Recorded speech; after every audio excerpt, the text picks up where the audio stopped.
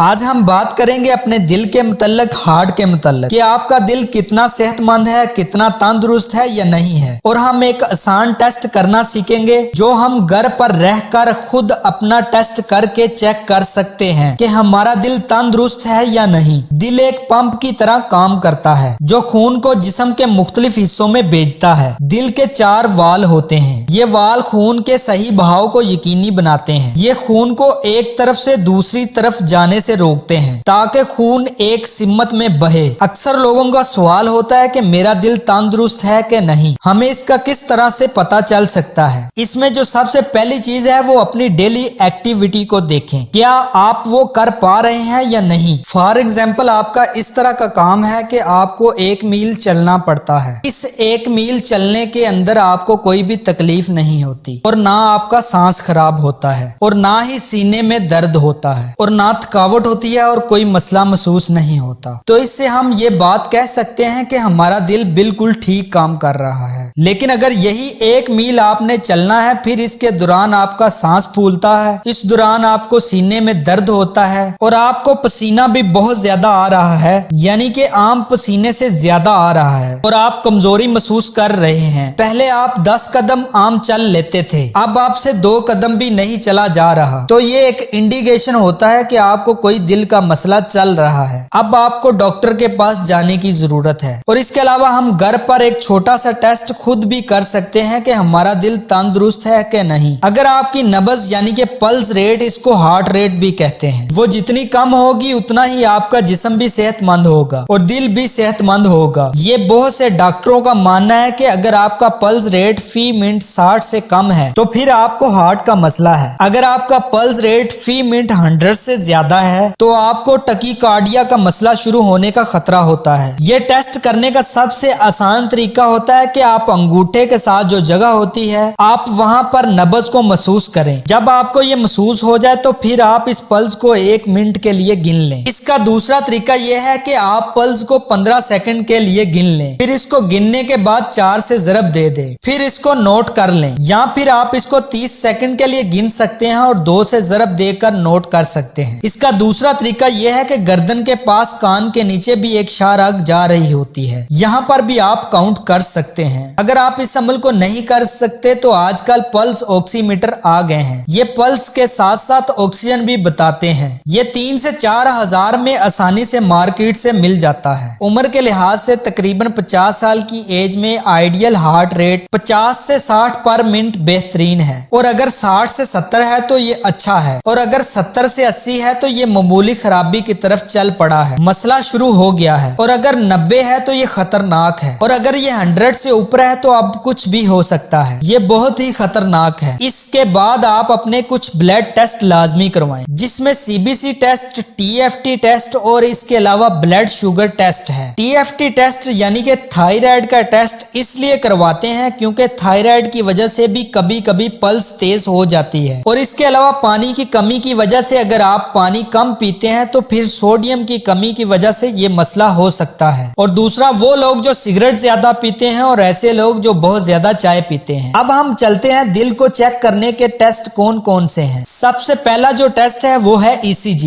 ECG test دل کی electrical activity کو پیمائش کرنے کے لیے کیا جاتا ہے۔ یہ ٹیسٹ دل کی دھڑکن کی رفتار اور ردم اور دل کی دیواروں میں موجود کسی بھی غیر معمولی تبدیلی کو جانچنے کے لیے کیا جاتا ہے۔ اگر ECG میں کوئی مسئلہ آتا ہے تو پھر دوسرا ٹیسٹ ایکو کرواتے ہیں، جس کو دل کا الٹرا ساؤنڈ بھی کہتے ہیں۔ ایکو کا مطلب ہوتا ہے ایکو کارڈیوگرام، اور ایکو کارڈیوگرام کا مطلب ہوتا ہے ساؤنڈز ویوز کا استعمال کر کے دل کی تصویریں بنائی جاتی ہیں، جس سے ہم دل کی طاقت کا پتہ کر لیتے ہیں کہ دل کے پٹھوں کی طاقت کتنی ہے۔ اگر آپ کو یہ مسئلے چل رہے ہیں تو آپ کیٹو ڈائٹ کریں، ایکسرسائز کریں، واک کریں، ویٹ ٹریننگ کریں، سٹریس نہ لیں، ریلیکس رہیں اور اپنے آپ کو بزی رکھیں، اور نیند پوری لیں، اور کارڈک کے اچھے سے ڈاکٹر سے رابطہ کریں۔ اگر آپ کو میری یہ ویڈیو پسند آئی ہو تو میرے چینل کو سبسکرائب اور لائک کر دیں۔